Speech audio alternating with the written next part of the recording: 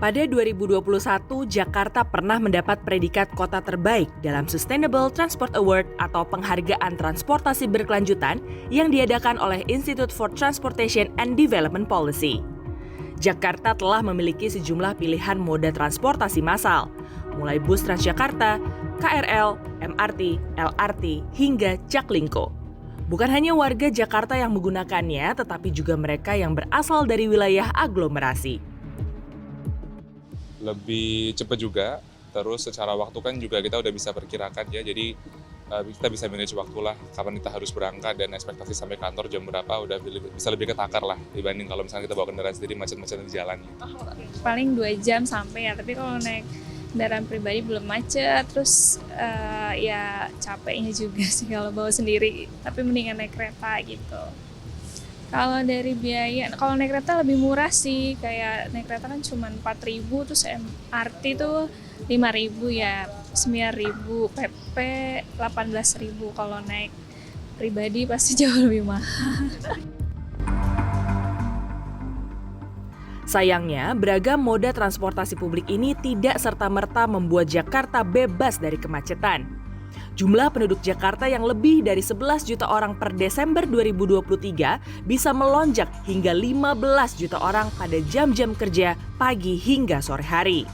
Angka ini jauh melebihi kapasitas angkutan umum yang tersedia. Kereta komuter atau KRL yang mempunyai daya tampung terbesar saja hanya mampu mengangkut sekitar 1 juta penumpang per hari. Sementara MRT dan LRT Jadetabek mengangkut sekitar 0,5 juta penumpang per hari. Memasuki pertengahan tahun 2024, Jakarta masih memiliki permasalahan transportasi yang belum kunjung terpecahkan. Meskipun penambahan fasilitas, perbaikan layanan pada sejumlah transportasi publik telah dilakukan, kepadatan kendaraan pada sejumlah ruas jalan di Jakarta masih kerap terjadi tanpa pandang waktu. Kendaraan pribadi lagi-lagi menjadi salah satu pemicu dari kemacetan. Yang jadi pertanyaan, apakah seluruh transportasi publik yang tersedia sudah optimal dalam menjangkau dan juga melayani masyarakat yang beraktivitas di Jakarta? Kalau aku biasanya kemana-mana itu naik motor, terutama kalau ke kantor ya pagi-pagi.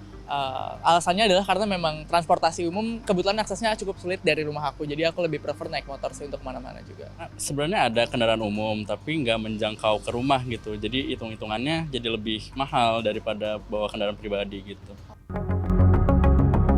Korlantas Polri mencatat, hingga 2022 lebih dari 3,7 juta mobil dan 17,3 juta sepeda motor lalu lalang di Jakarta.